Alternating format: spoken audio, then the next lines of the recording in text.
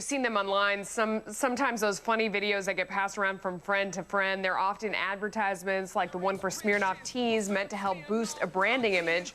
But a new study by Jupiter Research found that only 15% of viral marketing efforts last year caught on with consumers. Our insiders are on the money tonight. Laura Reese is a partner with Reese & Reese, and Rob Frankel is a branding expert with robfrankel.com. Laura, what do you think? Do these work? They don't work. You know why? Consumers in general don't like advertising. I mean, at the beginning of the internet, everyone got so excited when they got email. Wow! But today we're sick and tired of it. We don't want more email.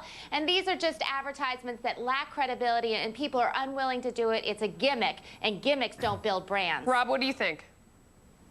Well, I can tell you the scariest statistic is that 99.75%, literally, of all internet ads do not get clicked on. Now, you can do social networking so that it does work, but you've got to build what's called a branded community.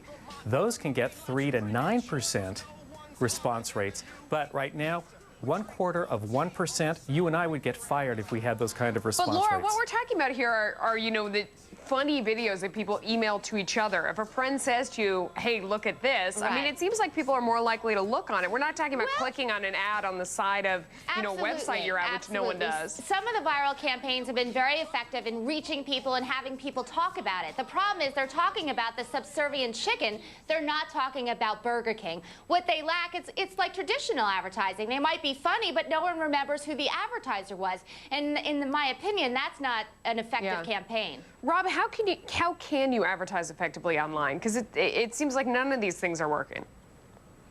Let me tell you about two companies, and I'll disclose that I have an equity interest in both of them. One is PeerMailing, and it does. Here's what you have to do. You have to be able to get people not only to send something to another person, but to get them to click and buy on what they send. PeerMailing can do that between 3 and 9% of the time.